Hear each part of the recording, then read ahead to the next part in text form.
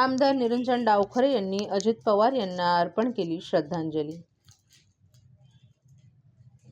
महाराष्ट्र राज्याचे उपमुख्यमंत्री अजितदादा पवार यांच्या निधनाची वार्ता अत्यंत सुन्न करणारी आहे, अशा शब्दात आमदार निरंजन डावखरे यांनी अजितदादा पवार यांना श्रद्धांजली अर्पण केली आहे। प्रशासनावरील पकड आणि महाराष्ट्राच्या सर्वांगीण विकासाचा ध्यास असलेले एक धडाडीचं नेतृत्व आज आपल्यातून हरपलं आहे। सर्वाधिक वेळा उपमुख्यमंत्री पद भूषवण्याचा विक्रम प्रस्थापित करणाऱ्या दादांनी सिंचन, ऊर्जा आणि वित्त अशा महत्त्वाच्या विभागांमधून महाराष्ट्राच्या प्रगतीला नवीन दिशा दिली। त्यांच्या जाण्यानं राज्याच्या राजकारणातील एक शिस्तबद्ध आणि कार्यतत्पर अध्याय संपला आहे। ही पोकळी कधीही न भरून निघणारी आहे। त्यांना भावपूर्ण श्रद्धांजली। या कठीण काळात पवार कुटुंबियांच्या दुःखात आपण सहभागी असल्याचं त्यांनी सांगितलं। अजितदादांच्या निधनाची बातमी कळाली, अतिशय दुःख देणारी आणि अतिशय वेदनादायक ही बातमी आहे।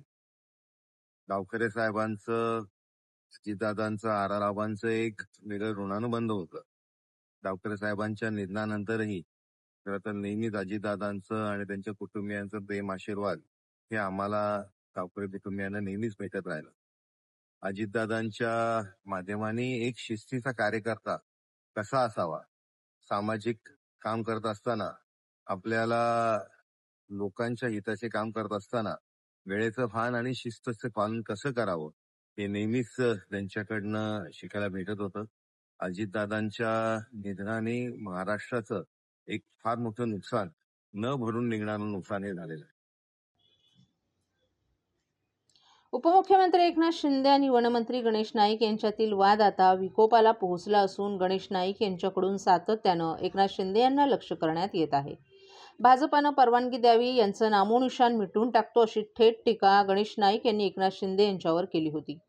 यावरून शिंदेच्या अनेक नेत्यांनी गणेश नाईक यांच्यावर टीकेचा भडीमार केला। असं असतानाच आता खासदार नरेश म्हस्के यांनी भाजपचे प्रदेशाध्यक्ष रवींद्र चव्हाण यांना उद्देशून समाज माध्यमांवर एक पत्र लिहून गणेश नाईक यांना लक्ष्य केले। मी तमाम शिवसैनिकांच्या वतीनं आणि शिवसेना पक्षाच्या वतीनं आपल्याला विनंती करतो की त्यांच्या या मागणीचा सहानुभूतीपूर्वक विचार करून त्यांना शिवसेनेचं नामोनिशाण मिटवून टाकण्याची परवानगी द्यावीच, आमची तयारी आहे, असं उपरोधिक भाष्य करत त्यांनी पत्राद्वारे गणेश नाईक यांना लक्ष्य केले। राज्यातील महापालिकांच्या निवडणुका 15 जानेवारी रोजी पार पडल्या। या निवडणुकांपूर्वीच नवी मुंबईत मंत्री गणेश नाईक विरुद्ध उपमुख्यमंत्री एकनाथ शिंदे असा राजकीय सामना रंगला होता। यामध्ये गणेश नाईक यांनी एकनाथ शिंदे यांच्यावर सातत्यानं टीका केली होती। भाजपनं परवानगी देईल तर एकनाथ शिंदे यांचा टांगा पलटी करून टाकू आणि घोडे पण पलटी करून टाकू अशी थेट टीका त्यांनी केली होती।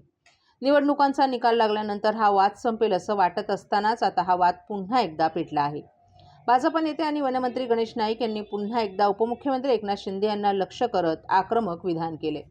भाजपनं परवानगी द्यावी, यांचं नामोनिशाण मिटवून टाकतो या विधानावरून आता एकनाथ शिंदे यांच्या नेत्यांकडून गणेश नाईक यांच्यावर सडेतोड टीका करण्यात येत आहे। पत्रास कारण की नवी मुंबईत आपल्यातील ज्येष्ठ नेते गणेश नाईक साहेब यांनी आपले मित्रपक्ष असलेल्या राज्य आणि अनेक महानगरपालिका नगरपालिकांमध्ये सत्तेत सहभागी असलेल्या, युती म्हणून लढून युती म्हणून जिंकून आलेल्या शिवसेनेला संपवण्याचा विडा उचललाय। एकेकाळी स्वतः शिवसैनिक असलेल्या श्री गणेश नाईक यांनी आमचे प्रमुख नेते राज्याचे उपमुख्यमंत्री एकनाथ शिंदे यांना अनेक वेळा डिवचून नवी मुंबईतून शिवसेनेला धोबीपछाड देण्याचं, टांगापलटी करण्याचं आणि शिवसेनेला नवी मुंबईतून मुळातून संपून टाकण्याचे स्पष्ट इरादे अनेक प्रसारमाध्यमातून जाहीररित्या मांडले आहेत। आता तर त्यांनी जाहीरपणे पक्षाने परवानगी दिली तर शिवसेनेचं नामोनिशाण मिटवून टाकू असं बेताल वक्तव्य केले। आपण तमाम शिवसैनिकांच्या वतीनं आणि शिवसेना पक्षाच्या वतीनं आपल्याला विनंती करतो की त्यांच्या या मागणीचा सहानुभूतीपूर्वक विचार करून त्यांना शिवसेनेचं नामोनिशाण मिटवून टाकण्याची परवानगी द्यावी, आमची तयारी आहे, असं पत्र नरेश म्हस्के यांनी दिलं आहे।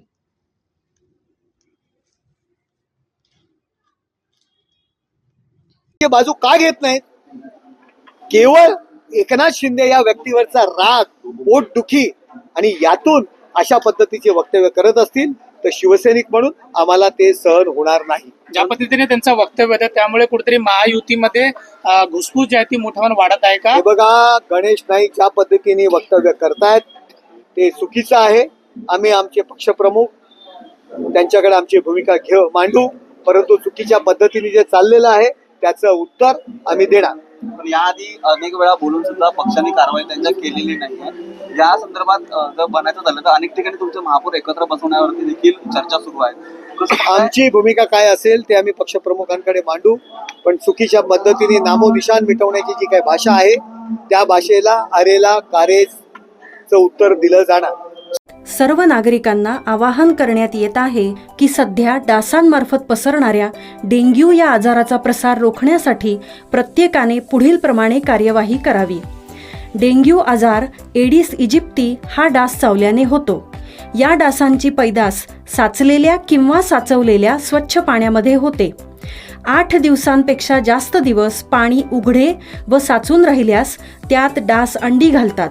अंड्यांच्या अळ्या तयार होऊन पुढे डास तयार होतात. यासाठी आपल्या घरातील पाणीसाठे उदाहरणार्थ बॅरल्स, पिंपे, टाक्या, हौद, रांजणे इत्यादी दर आठवड्याला रिकामे करून घासून पुसून कोरडे करून पुन्हा भरावे. 1 दिवस कोरडा दिवस म्हणून पाळावा. पाणी साठ्यांना घट्ट झाकणे बसवावीत किंवा जुनी साडी, चादर, धोतर यांनी बांधून झाकून ठेवावीत, म्हणजे डास त्यात जाऊन अंडी घालणार नाहीत. घराच्या गच्चीवर, आजूबाजूला, अंगणात कोठेही पाणी साचू देऊ नये. भंगार सामान उघड्यावर टाकू नये. उदाहरणार्थ टायर्स, प्लास्टिक सामान, कुंड्या, टाकाऊ वस्तू इत्यादी. अशा सामानात पावसाचे पाणी साठून त्यात डेंग्यूच्या डासांची पैदास होते. घरातील कूलर्स, फ्रीजच्या पाठीमागील ट्रे हे देखील वेळोवेळी कोरडे करावेत. लक्षात ठेवा, नुसत्या फवारणीने डास घनता कमी होत नाही, तर त्यासाठी डास पैदास ठिकाणे नष्ट करणे ही आपल्या सर्वांची जबाबदारी आहे. कोणताही ताप अंगावर न काढता जवळच्या शासकीय रुग्णालयात मोफत औषधोपचार घ्या. अशा प्रकारे नागरिकांनी सहकार्य केल्यास डेंग्यूचा प्रसार रोखणे सहज शक्य आहे.